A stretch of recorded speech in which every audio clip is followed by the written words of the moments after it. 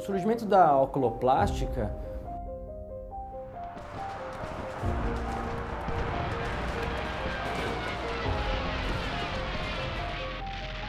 que o pós-guerra trouxe essa especialidade para o mundo. Esses primeiros cirurgiões que foram treinados cirurgião tentando reconstruir rostos totalmente destroçados por armas e tal, como ocorre em guerra. As feridas, fraturas, tumores e a própria pitose se tornaram, assim, elementos importantes.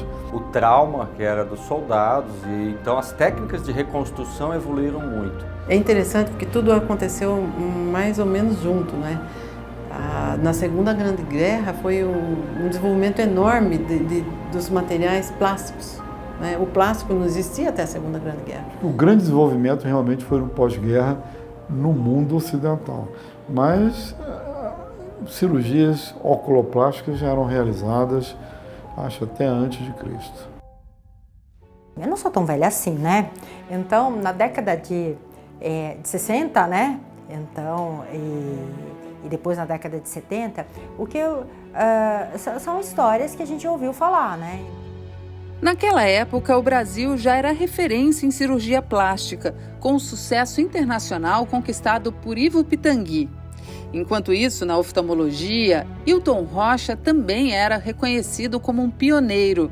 Aí pronto, somando a influência desses dois mestres, a cirurgia plástica ocular só poderia nascer forte e saudável no Brasil. Eu acho que a junção dessas duas especialidades é importante como qualquer abordagem multidisciplinar no tratamento de uma patologia. O momento político era complexo por aqui.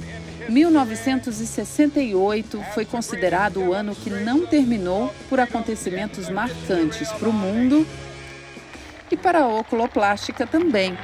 Naquele momento, foi criado o primeiro serviço universitário dedicado ao ensino da cirurgia plástica ocular. A criação desse departamento pelo professor Hilton Rocha, que me deu a chefia desse departamento, é a entrada da plástica ocular na educação do oftalmologista brasileiro.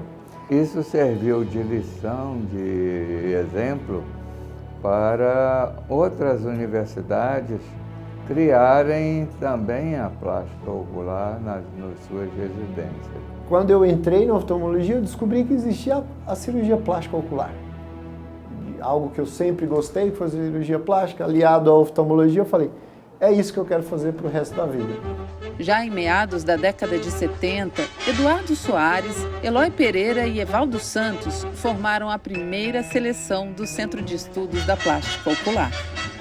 Eu, o Evaldo e o Eloy nos tornamos amigos apresentando o trabalho juntos e viemos então a sonhar com a criação de um centro de plástica ocular no modelo do que já existia de estrabismo e de glaucoma. Eram os dois únicos centros de estudos que existiam especializados no Brasil. Eles foram visionários, né? Os três mosqueteiros, que é Evaldo, o Eloy e o Eduardo Soares, né? São três mosqueteiros e um que não era mosqueteiro, né? Que era um guarda real, né? Tá? Que era o D'Artagnan, né?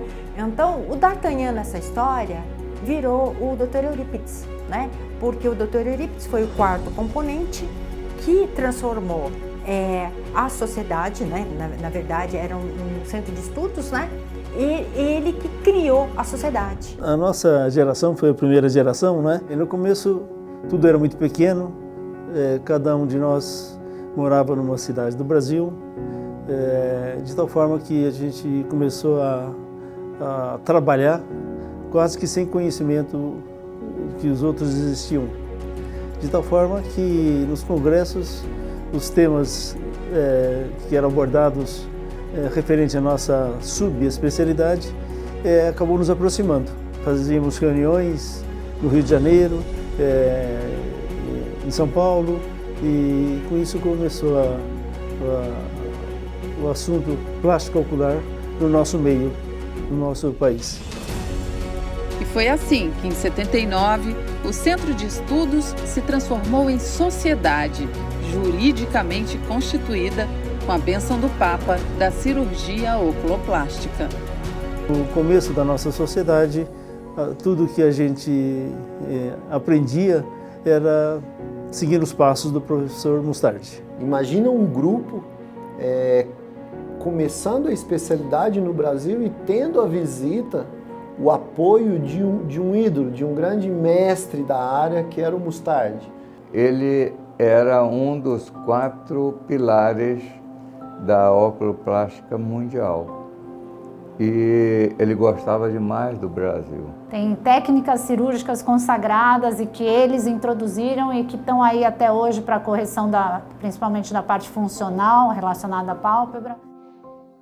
Ignition sequence start. Os anos 80 já tinham começado quando a SBCPO foi reconhecida pelo Conselho Brasileiro de Oftalmologia e o curso de extensão em cirurgia plástica ocular foi aprovado. Naquela época, Fernando Henrique era senador da República e operou a bolsa de gordura que pesava a fisionomia dele. Ficou boa a cirurgia dele. O resultado chamou a atenção para a blefaroplastia. Até hoje, a estrela da oculoplástica. É engraçado que essas pessoas famosas, né, são ícones, eles sempre geram, de alguma forma, uma mudança na sociedade. Quando eu terminei a residência em 99, voltei para Goiânia e o pessoal me perguntava em que eu estava atuando. E eu falava, olha, eu sou oftalmologista, mas fiz aí um fellowship em cirurgia oculoplástica, em plástico ocular. Aí o pessoal perguntava, é aquilo lá que... vocês que operam aquelas bolsas do Pedro Malan? Esse quesito estético começou a entrar dentro da oculoplástica na década de 80 para 90, onde a gente, além de fazer a reparadora e fazer a emergência, a gente começou também a trabalhar para restaurar a estética da pessoa. Blefaroplastia, quer dizer, blefaroplastia é o nosso, vamos dizer, o filezinho.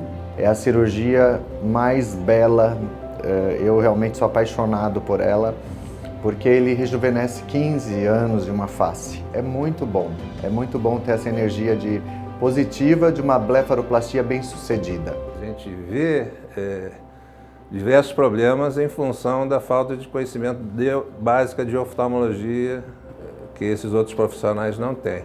Nós, oculoplastas, né, tá? Então a gente tem assim aquela necessidade de proteger o olho, né? Então, se é para em relação a tirar mais ou tirar menos pele, nós vamos tirar menos pele. Mas a gente quer ter certeza que o olho está fechando. É uma região tão nobre que merece realmente uma área de atuação. Precisa de especialistas que se dediquem a ela. Quando o público começou a perceber que existem esses profissionais, nós, né, tá? Eu acho que aí deu a virada nossa.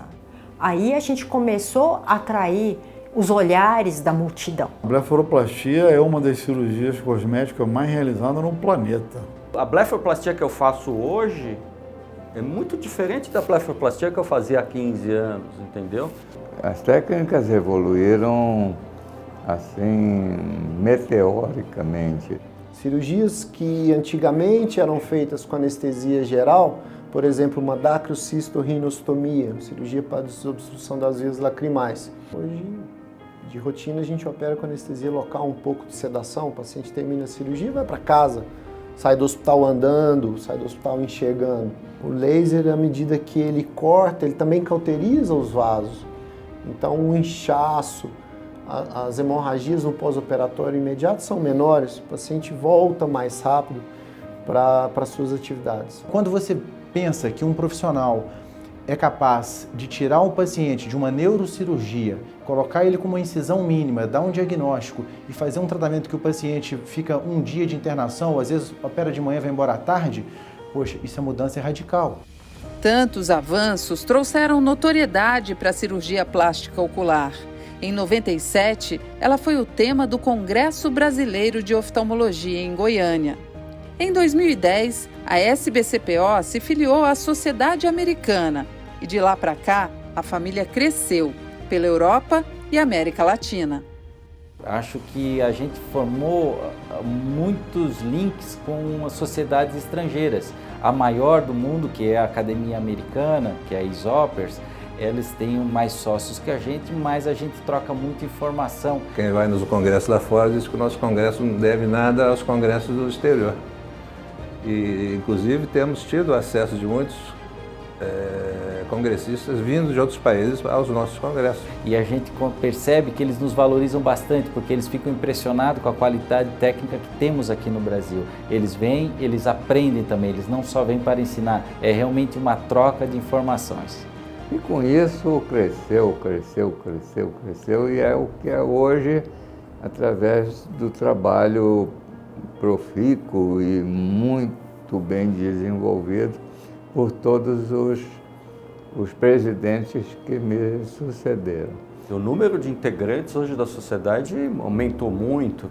A gente tinha um congresso com 100, 150 pessoas, hoje a gente tem um congresso com 500 pessoas. E a sociedade cresceu, incorporou, organizou e está, nesses últimos anos, tendo uma postura de defesa de classe mesmo, né? Então isso é super importante. Hoje é a segunda maior do mundo, só perde para os americanos. Talvez isso mude nos próximos anos. Depois do lançamento do primeiro livro de estética periocular, a SBCPO criou uma série de manuais de conduta em oculoplástica. A Sociedade Brasileira de Cirurgia Plástica Ocular, ela tem uma função ímpar, então é de guiar, de orientar, de fazer exatamente trabalhos sociais, de fazer uma regulamentação, de realmente todos falarmos a mesma língua, que é para o benefício da população. O momento exige que a gente faça algo que beneficie não só a formação dos nossos sócios, mas que reverta para um bem da população, que a gente tenha cada vez menos complicações, né, menos deformidades aí para a população em geral. A sociedade oferece para a gente, além, né, dos congressos, que são de altíssimo nível, todo esse suporte profissional, né, oportunidade da gente também divulgar o nosso trabalho no site oficial da sociedade. Então isso para a gente é muito interessante, né, ter essa retaguarda da sociedade por trás do nosso trabalho. Existe uma divulgação, um marketing, que isso é uma coisa bem bacana, porque, por exemplo, lá no Rio de Janeiro as pessoas não conhecem muito a especialidade oculoplástica e eu acho que isso é importante. Com o lançamento previsto para 2020, será publicada a primeira revista científica da sociedade. E em 2021, a oculoplástica volta a ser o grande tema do Congresso Brasileiro de Oftalmologia. Eu fico extremamente feliz em ter feito parte dessa conquista, dessa luta, que vai poder servir novamente como inspiração, como um livro de cabeceira, como algo que guie novos oftalmologistas, novos oculoplastas para os próximos anos. Difícil prever qual será o próximo sucesso musical ou fato que fará história no Brasil. Mas já existe uma certeza. A Associação Médica Brasileira está prestes a reconhecer a cirurgia de anexos oculares como uma área de atuação da medicina. Esse reconhecimento da área de atuação, eu vejo ele como assim, extrema necessidade e importância para a geração atual que chega no mercado exercendo a oculoplástica. É a hora da gente aproveitar esse momento para mostrar a importância para os nossos colegas. Hoje nós somos oculoplásticos e isso é uma coisa que toda a medicina vai saber, é uma área de atuação. Eu acho que a gente cresce como profissional, né? Porque a gente vai estar integrando cirurgiões plásticos, bucomaxilos, otorrinos, os próprios dermatologistas também, né? Que eles são mais clínicos, mas tem uma área cirúrgica também. Então é uma conquista muito importante que eu acho que, além de agregar valor para a nossa subespecialidade, eu acho que vai elevar,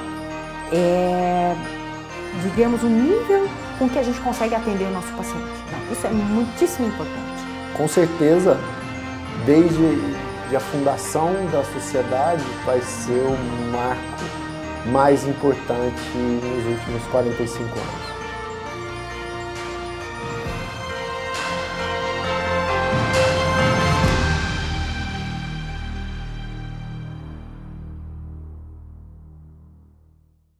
Eu fiquei orgulhoso de ser convidado para essa entrevista, da mesma forma que os outros colegas, né? Difícil a gente dar conselhos, né?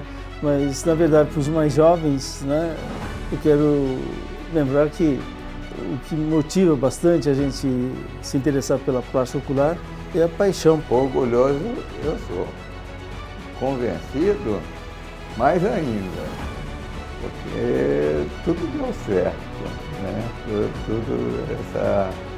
A sociedade foi um filho, uma criança que foi cresceu e está adulto bem sucedido.